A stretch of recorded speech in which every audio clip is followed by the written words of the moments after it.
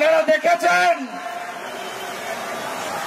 মমতা ব্যানার্জি কালীঘাটে গেলেন, চন্দ্রামিত না প্রসাদ আমি জানি না, ফুড টেস্টার ছিল কিনা জানি না, দিল মুখে মাথায়, তারপরে এই যে অর্জুন সিং বলছিল মাকে দিয়ে দিল হালাল।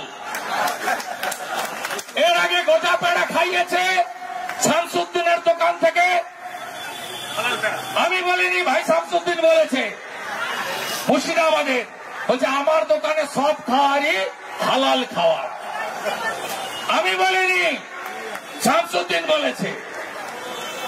আজকে কালীঘাটের মাকে গিয়ে এঁঠো দিচ্ছে। দেখুন কাল রাত্রেই মেঘ ভাঙা বৃষ্টি উত্তরবঙ্গে, এই অনাচার মা সহ্য করবে না। বৃষ্টি এসে গেছে, খালা গেল বলে, খালা গেল বলে আপনাদের তো আর ভেসাবো না।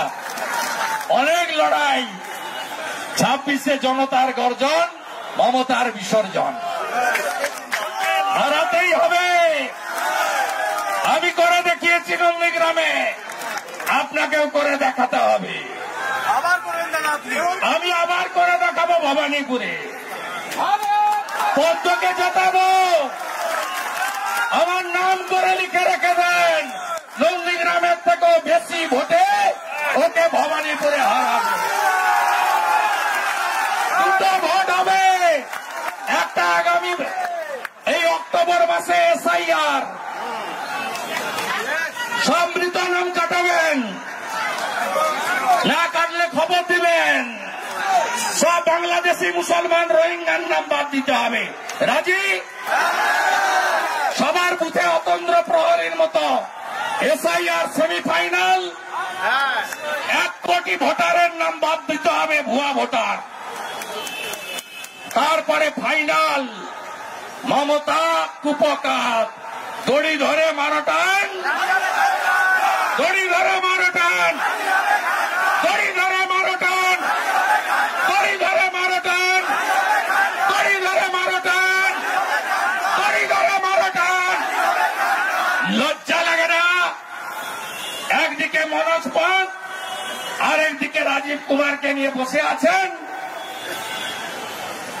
কালিম্পং কার্শিয়াং বিচ্ছিন্ন, মিরিকে মৃত্যুর মিছিল, ক্রান্তি নাগরাকাটা, গোটা নদী, চা বাগানে গ্রামের পর গ্রাম ভেসে গেছে। কি করতে যাবেন আপনি কালকে? এখন তো কাজ এনডিআরএফ এর, আইটিবিপির জওয়ানদের, ডিজাস্টার ম্যানেজমেন্টের টিমের, এসডিআরএফ এর, আর্মির, সব রাস্তা জুড়তে হবে। প্রধানমন্ত্রী তিনি কন্ডোলেন্স দিয়েছেন, ক্ষতিপূরণের কমিটমেন্ট করেছেন। আর ইনি কি বলছেন দেখুন,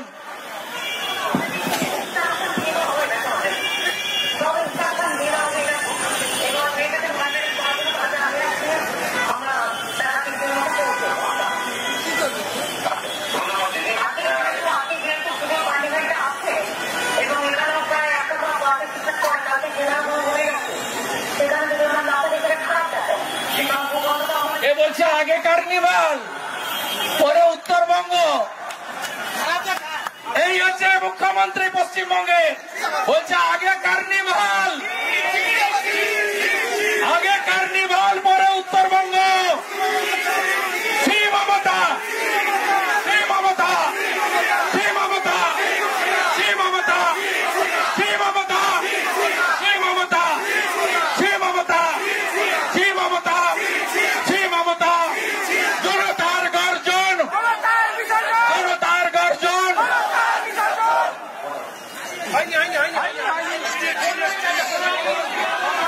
10 মিনিট বাকি আছে, আপনারা আস্তে আস্তে ডিসপার্স হয়ে যান। ওকে ছাড়বো না, ওকে ছাড়ার কোন সিন নেই, ছাড়বো না। গণতন্ত্রের ডু অর ডাই লড়াই, ছাড়া হবে না। আর যেদিন হারবে ওর ভাইপোর বাড়ি থেকে একটা ঈদগুলো খুলে খুলে আনবেন আপনারা। একদম লড়াইয়ের জন্য প্রস্তুত থাকুন। হারাতেই হবে, হারাতেই হবে, হারাতেই বলেছে চলে যান, পিছন ঘুরিয়ে দিয়েছে, বলো যা বেঁচে গেলাম। এসব করে হবে না। অর্ধেক বেতন পান, লজ্জা লাগে না পুলিশের? অর্ধেক বেতন পান। সব রাজ্যে 7th পে কমিশন হয়ে গেছে, আপনাদের 5th পে কমিশনের ডিএ এরিয়ার দেয়নি, 7th পে কমিশনের কমিটি করেনি, হাফ বেতন পান আপনারা। তারপরেও অভয়ার মায়ের মাথায় লাঠি মারেন এই মনোজ বার্মার পুলিশ। বলেছিলেন না 5টার মধ্যে ডিসবার্স করতে হবে, অমুক করতে হবে, তমুক করতে হবে। সব গুছিয়ে রাখবো, আগামী বছর বদলা হবে, বদলাও হবে, বদলা হবে, বদলা হবে, বদলা হবে। আমরা সহনাগরিকদের এখানে হারিয়েছি, আরো মনটা বিষণ্ণ। তার কারণ গতকাল রাত্রে মেঘ ভাঙা বৃষ্টিতে আমাদের অপরূপ সুন্দরী উত্তরবঙ্গের পাহাড় এবং তরাই ডুয়ার্স এলাকা কার্যত বিপর্যস্ত। কালিম্পং কার্শিয়াং এর সঙ্গে গোটা রাজ্য এবং গোটা দেশ এই মুহূর্তে বিচ্ছিন্ন হয়ে আছে। দার্জিলিং এর স্থানীয় সাংসদ রাজু বিস্তার দেওয়া ইনফরমেশন অনুযায়ী এখনো পর্যন্ত 21 জনের মৃতদেহ ভারত সরকারের স্বরাষ্ট্র দপ্তর প্রেরিত ন্যাশনাল ডিজাস্টার যে রিলিফ ফোর্স রয়েছে এনডিআরএফ, তারা উদ্ধার করেছে। তাই আমরা অত্যন্ত বেদনা নিয়ে আমাদের এই কর্মসূচির সমাপ্তি লগ্নে পৌঁছেছি। আমাদের অভিভাবক সম একজন ট্রু রাষ্ট্রবাদী নেতৃত্ব তথাগত রায়ের বক্তব্য শুনেছেন।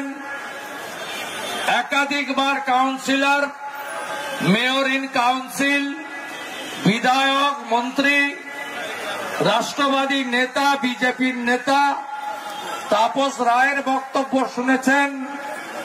প্রাক্তন সাংসদ, প্রাক্তন বিধায়ক, অত্যন্ত ঝুঝারু লিডার অর্জুন সিং এর স্বল্প কথা শুনেছেন এবং প্রত্যেক দিন টিভিতে গিয়ে যারা লড়াই করেন, কেয়া ঘোষ তার মধ্যে অন্যতম, তার কথা এবং ভাই শঙ্কুরও কিছু কিছু কথা শুনেছেন।